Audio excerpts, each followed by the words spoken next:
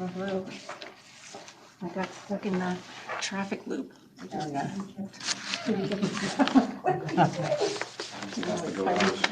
Fighting with Google. Oh, yeah. Okay, let's see. Call the meeting to order at 3:04, and we'll start with roll call. All right. Member Sherpa, Present. Member Pikowitz, Present. Member Salin, Present. and Chair Reyes. Present. All right, we have a quorum. Oh, excellent. Okay. Next on the agenda is the some explanation about public comment from our commission attorney.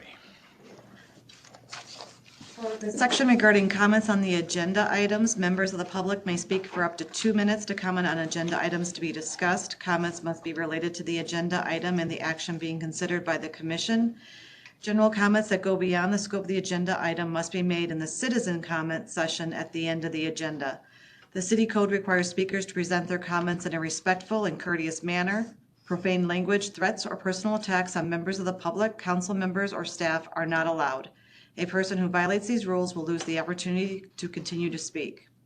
With regard to the citizen comment session, during that call to the public, members of the public may address the commission for up to 3 minutes on issues of interest or concern to them. The Arizona Open Meeting Law permits the commission to listen to the comments, but prohibits commission members from discussing or acting on the matters presented. Thank you, Chair.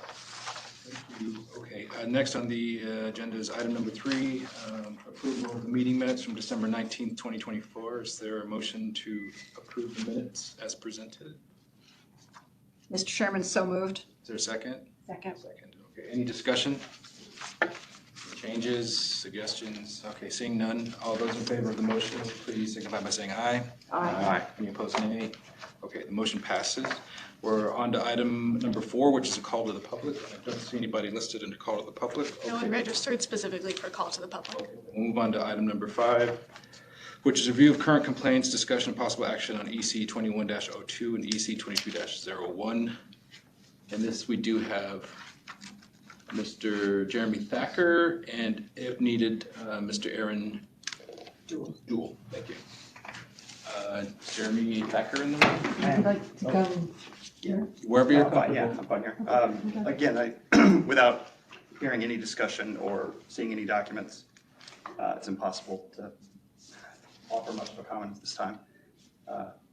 So I'd prefer to wait until after you guys discuss.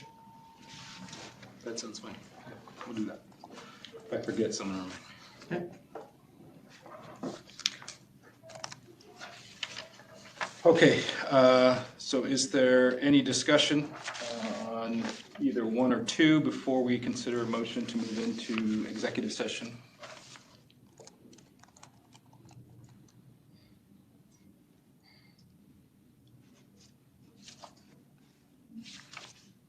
I was debating whether I had it now or if I wanted to save it. I'll save it until we come back into open session. Okay. Don't have to do it twice. Okay. The chair will entertain a motion to convene an executive session pursuant to ARS section 38-431.03 A2 or A3 and or A3 for discussion or consideration of any items on the agenda. Is there a motion to convene to executive session? Is there a second? Second. Any discussion? Hearing none, we can move into a vote. All those in favor of the motion, please signify by saying aye. Aye. Any opposed? Nay? Okay, we'll move into executive session. Can I give a statement? Oh, yeah.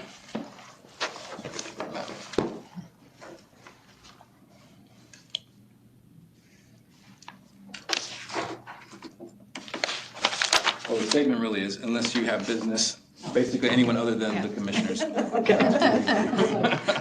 Sorry, Inger. Who's the statement for? Came out of executive session at 4:09. Is that all right? Yes. Okay, yeah, great, thank you. Okay, we're back on Agenda item number 5, review of current complaints, discussion of possible action on EC 2102 and EC 2201. Okay, sort of the way I think I see this is that we have, between these two complaints, 3 distinct questions. The first one being regarding the committee members' participation in the discussion that took place on January 26th of 2021. I think there's a second issue that is related to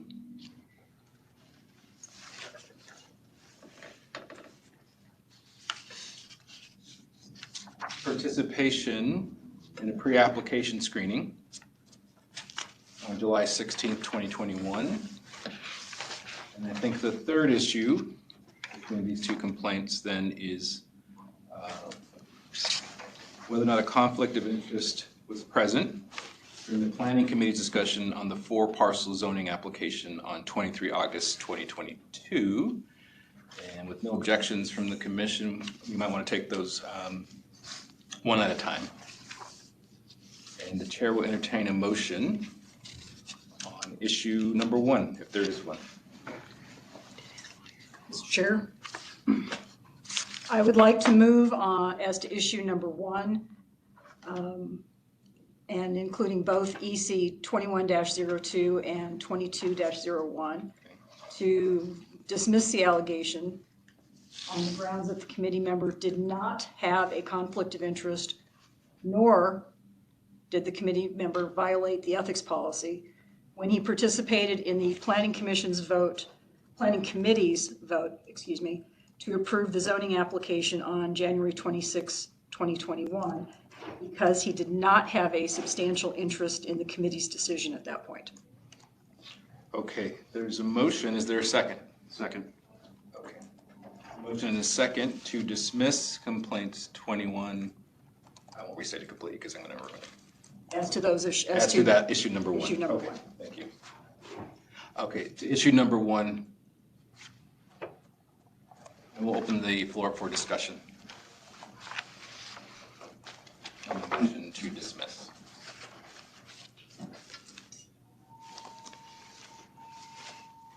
Is there any discussion? So I would agree with this motion because I cannot clearly identify a conflict of interest. The data, the information presented does not stand out to me that there is a clear and significant conflict of interest. Any other discussion?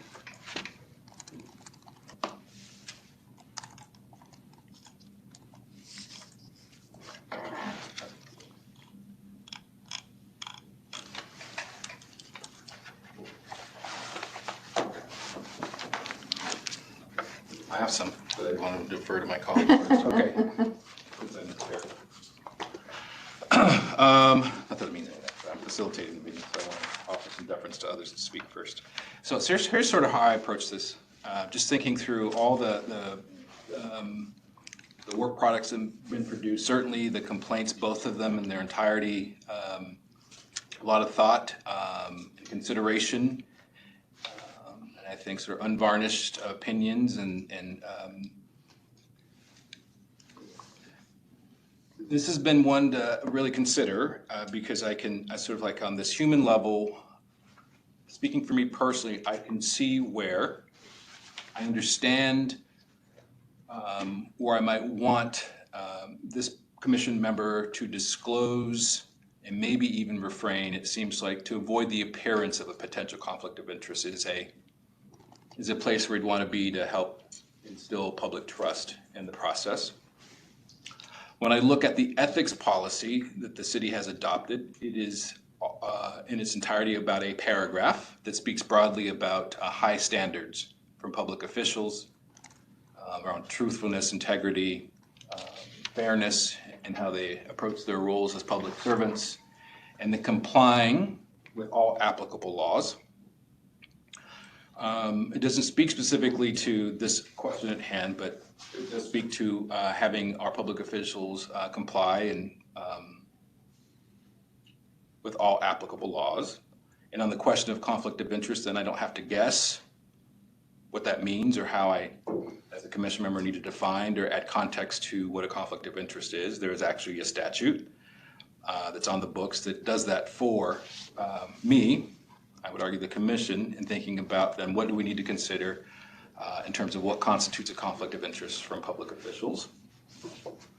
And the further that I read that statute, it talks about any public officer or employee who has or whose relative has a substantial interest in any decision of a public agency, ... So then it sort of invites the question for me, then tell me what a substantial interest is. So I don't have to guess because the law says it for me. It defines substantial interest as any non-speculative pecuniary or proprietary interest, either direct or indirect, other than a remote interest.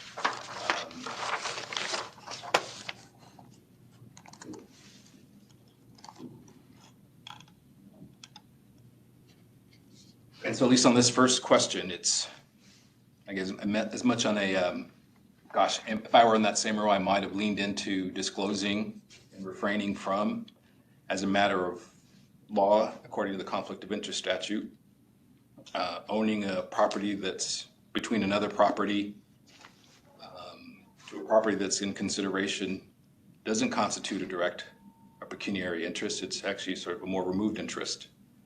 And so we've had the opportunity through our support from our investigator to research then case law to see if beyond sort of the definitions that are here before us in statute, could we find any real world examples in jurisdictions, our own outside jurisdictions, to sort of lend as much texture as possible to see if we were missing anything or if I were missing anything. I can only speak for myself. And as much as I think I might be inclined to want to get there, I'm sort of bound by what's in writing and what's in black and white. Whether I think we should avoid the appearance that, I mean, I might have that as a, I think that's worth consideration for this commission to think about in terms of a recommendation to the city council to put more definition, more specific direction in its ethics policy that exists currently as one paragraph supported by some reference to the conflict of interest statute. But the short of it is, I think it just doesn't, it's not a compelling argument according to the black and white on what is a conflict of interest, what is a substantial interest, and what is not a substantial interest. I just think that the complaint doesn't meet the threshold for finding that the commission member that participated in this discussion had a per se violation of conflict of interest statute. That's sort of where I'm landing on thinking about supporting the motion. Anyone else? Okay. Now let's move to a roll call vote. Do public comment at any point? Where are you going to have that? Oh, yeah. Sorry. We did reserve 5. Thank you for reminding me. You told us to. Yeah, thank you. Mr. Thacker, if you have an interest now, you can. We can also reserve it till we're done. Or you can take a pass. Charlie Jones owns 18 properties. 18 within a half mile of this. He owns more property in the neighborhood surrounding this than any other person. What is speculative about that, about increasing the zoning? There are 4 properties on the canal that could possibly be rezoned to TOD. 4. He owned one of them. He sold it for, I want to read the article by his realtor when they sold the property. The buyer of the property intends to redevelop the site into a mixed-use property, including 144 units. Being located on the Grand Canal next to the 2 light rail stations and part of the TOD overlay were all reasons the buyer was attracted to the site. After receiving multiple offers, the property eventually sold for $2.5 million, which was more than the asking price. Speculative? My ass. This was absolute. There's nothing to speculate about. This was deliberate. Whether there was a conflict of interest is also not the standard. Was there an appearance of a conflict of interest?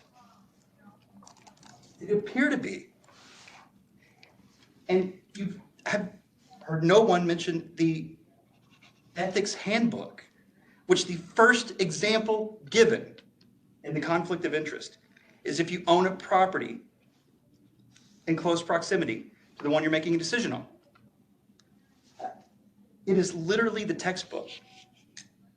So are we just disregarding the entire ethics handbook? Does it not mean anything and we're just going to go by the one paragraph statute as our go-to?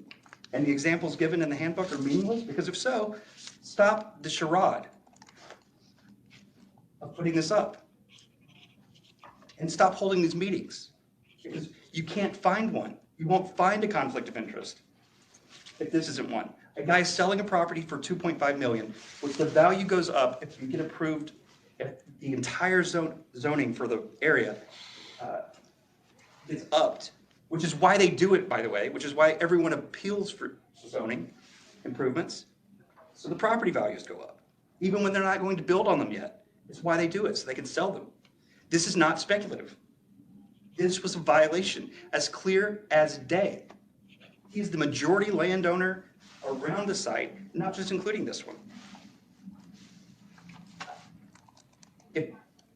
If the literal first definition in the handbook is met and it's not a violation, what are we doing here?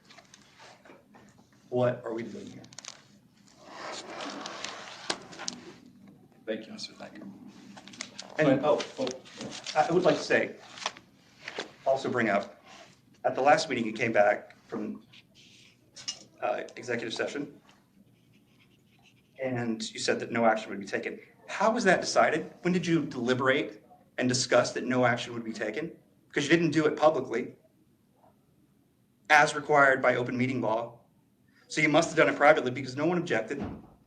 So when you came back in at the last meeting and said, hey, we're not taking any action today, how did you know that?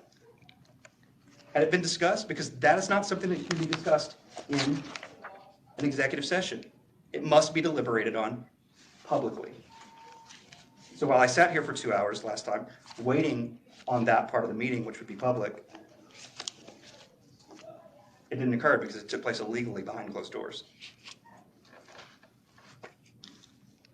Oh, thank you, Mr. Thacker. So I know the sequencing is a little unusual, so I'm going to take some additional sort of liberties here, finishing out sort of my own sort of thought process too. The other thing sort of in thinking about the conflict of interest statute, having definition around what constitutes a conflict of interest, and particularly as it applies here. The other sort of consideration is like you have these neighborhood village planning commissions, and when you look, I had an opportunity to look at like how do we go about constituting these planning commissions, and we actually require that 75% of them be residents, and the other 25% actually be people that work, own, or otherwise conduct business. So it's like in some ways the city wants the value, in my opinion. You want people that are living, working, own property, raise families. That's sort of like, that's the power of a village planning committee to be able to inform a higher decision or a decision up the ladder about the people that live, work, play, and raise families there. So you're inviting all kinds of folks that have a stake in their neighborhood to be participatory in their government. So it's sort of like, what are the trade-offs on that then? So that sort of came into my thinking in terms of, well, yeah, you're probably going to have some property owners, some homeowners, and in some ways, by definition, you want them to have an interest in their neighborhoods. Doesn't relieve you of a per se conflict of interest, but my job is to sort of like balance those trade-offs. Like there's no perfect solution here. The other thing I was thinking about is through the course of the commission's investigation, through its investigator, just sort of came to the realization that this property was for sale 3 years before this conversation that took place where there was this alleged conflict of interest or violation, which is a signal to me that there's actually was there a purchase, let me look at my notes here. It was already on the market. We had the individual had a buyer. It fell through because he was looking for that fourth piece of land. And eventually the same buyer, the same sellers, the same pieces of property all came together. And that deal was finalized even before this conversation that's sort of at the epicenter of whether or not a conflict existed because someone participated in discussion and a vote. So, I mean, all those sort of pieces line up for me in terms of, yeah, I mean, I tend to might agree with the appearance of, but that isn't the standard. That nowhere in the city's ethics policy does it say an appearance. Maybe it should, and maybe that's something the community should recommend to be adopted. That's not for me as one individual to say. You know, it isn't my role to put words and adjectives into something that's in black and white. I might have an opinion, and I might have a vehicle for offering that opinion. Anyway, okay, that's sort of the best I can do right now in terms of articulating where my brain is after giving it. Mr. Chairman? Yes, ma'am. Is it possible to ask Mr. Thacker a question? I'm going to say yes. Again, a little bit out of the ordinary, but I think that the way this commission is constructed in terms of its ability to hold hearings, to seek out further evidence and questions in context, that maybe it's a little bit different than your normal city advisory committee meeting. So I'm going to say yes, if Mr. Thacker is open to the question. Okay. Mr. Thacker, thank you for coming today. Thank you for expressing your passion. It is very clear in your vocalizations and clearly in your writings that you have a clear desire for a particular outcome. So my question is, why is this such an interest to you? I'll be extraordinarily transparent with you. I don't care about Charlie Jones. I care about ethics at the city, the bigger picture. This is a symptom of what's going on. Not the, Charlie is guilty of a conflict of interest. There's zero question about it.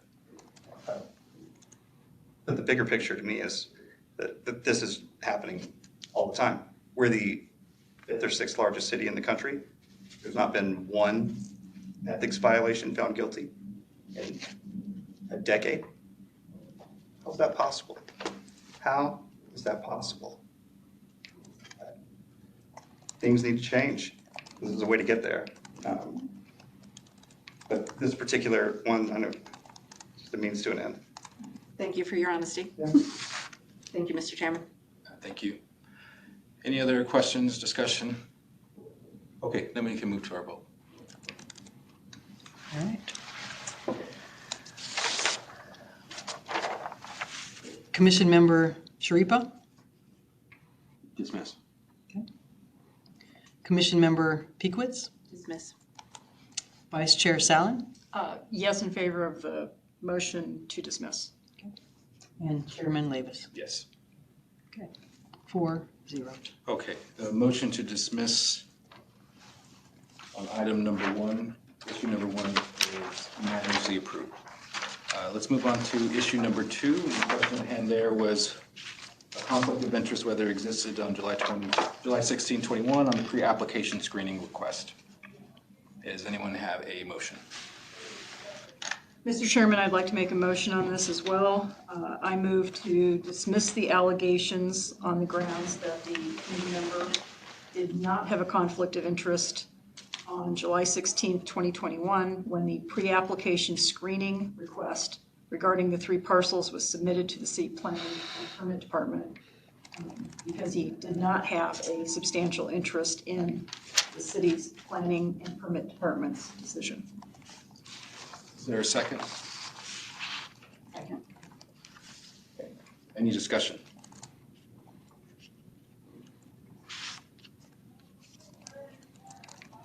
Okay, hearing none, let's move to a roll call vote. All right. Commission Member Sharipa, Dismiss. Commission Member Peakwitz, Dismiss. Vice Chair Salen, Yes, in favor of the motion to dismiss. and Chairman Labus. Yes. 4-0 to Okay. dismiss.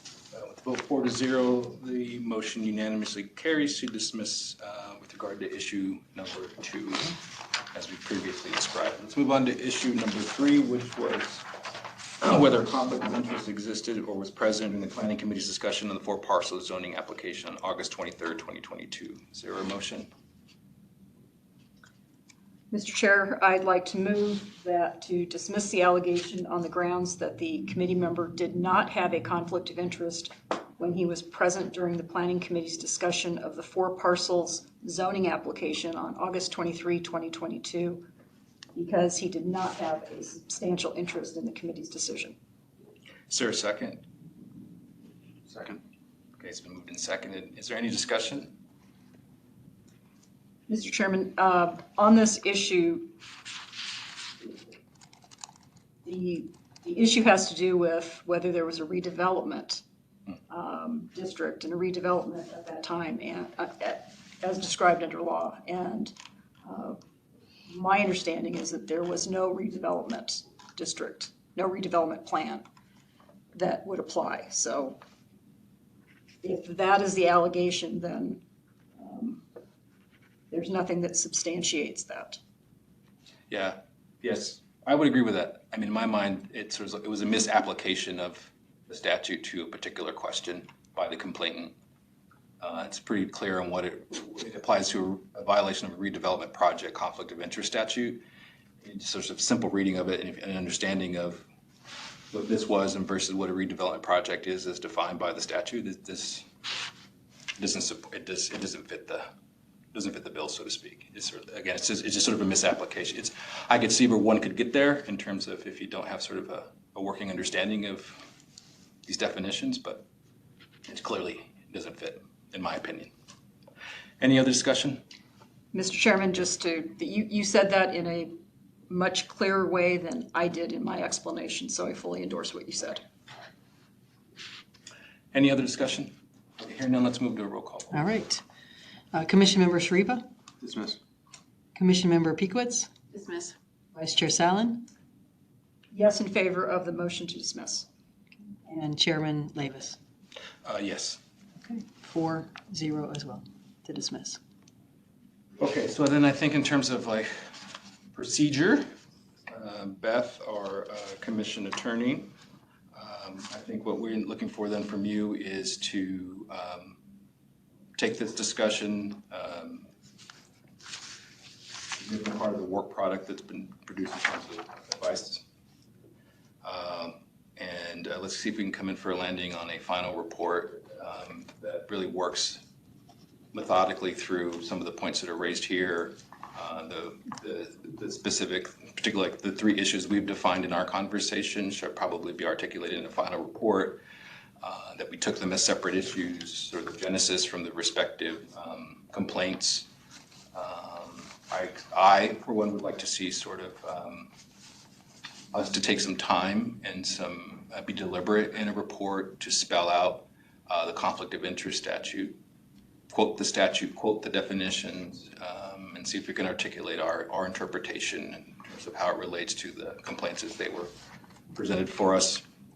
And given that we unanimously voted to dismiss on all 3 of these issues, and take some time then to flesh out sort of where they're incongruent in terms of the issues at hand, and then sort of how we're interpreting the statutes and the ethics policy. And if we could have that by our next conversation, I think our goal would be to review, finalize, and publish the report in its entirety for public consumption, in addition to coupling those with the original complaints themselves for the public's consumption. The next meeting? The next meeting. That seem reasonable? Okay. Mr. Chair, one additional Yes. point on that. To follow up on some of the points that you made, would it be possible for that at our next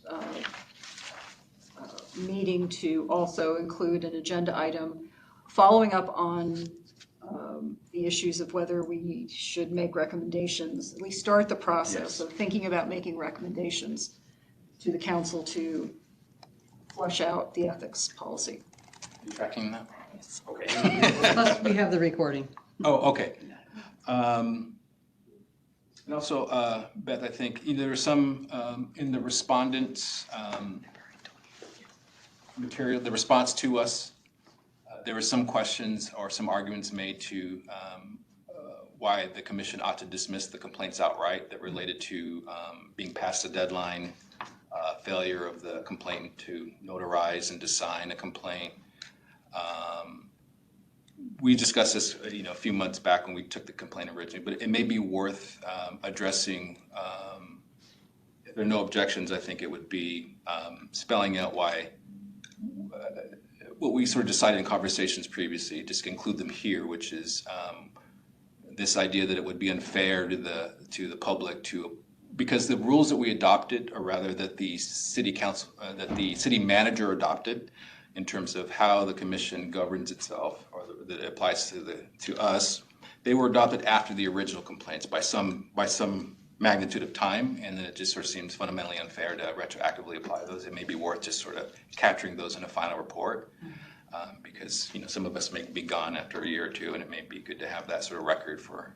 To reiterate the discussion you had those several meetings Yes. ago on the record. Got it. Yeah, even though we didn't necessarily get to it here, I think it's worth codifying in a final report that we took a position on those particular questions by virtue of the fact that we accepted jurisdiction and came to a resolution on the complaint. Okay, so we're on item number 6, and we sort of got there. So we had one item for future, this is future agenda items and meeting dates. We'll meet in about a month. And the one, 20th of February. okay, and then the vice chair suggested is place marking an opportunity for us to talk about, if we had our druthers, would we add more context or have a recommendation on how to fix or add or otherwise explore opportunities to on this ethics policy? And then anything else from any commission members in terms of the next agenda item? I wouldn't mind also talking about having an opportunity to talk and look at how we're presenting the work product from this commission in terms of for public consumption. Do we think, basically what I'm trying to say is, I wouldn't mind if we all took a look at the website to think about how easy or not easy we're making it for the public to have access to the work that we're producing, the outcomes that are coming out. And it may be like there's no discussion, but I wouldn't mind clearing some time on the agenda to at least look at it together and have a Maybe conversation. we can bring up and show how it appears so you can see it. I think that's fine. That's a good idea. Anything else? Okay, then with that, the chair will entertain a motion to adjourn. All right, let's adjourn. Is there a second? There's no All those in favor say aye. Aye. Any opposed? No. Okay, we're adjourned at 4:40 PM. Thank you. Thank I am you. making a formal public records request right now for the report that you guys used to make your decision today. You've decided, so that is a finalized report that you used today to make the decision. Pushing it off into perpetual distance doesn't make it a private document still. You guys have decided. It's not going to city council. It is a public document now. So I'd like to see the investigation report and work product. And I have the right to see it here in person, and I'm making it to everyone, since you all have copies of it. So Inger, as our recording secretary, is that sufficient, or do you need something else? That information is sufficient. The request, anyway. Yeah. Okay. I just need to work with the person who just walked out of the room. Okay.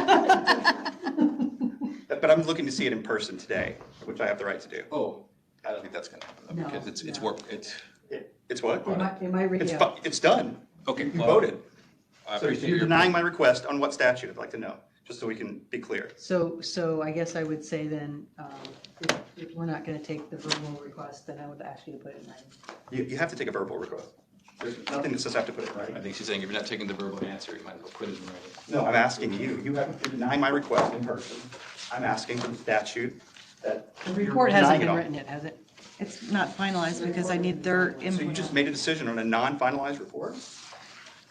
You just decided this case on a non-finalized Decision report? based on the information presented to them, that they directed me to put into. So they made a final decision based on a non-finalized report. No, I think I would characterize it as What she just said. we had access to our investigator's report. and That's then what I'm we asking for. produce I'm asking for access to the investigator's report. Which can certainly be provided when it Final. exists. It does exist. They just used it to It make the exists decision, in draft format. which is, I'll let you as an attorney and other attorneys figure it out. But you're denying my, I just want to make sure that everyone is not getting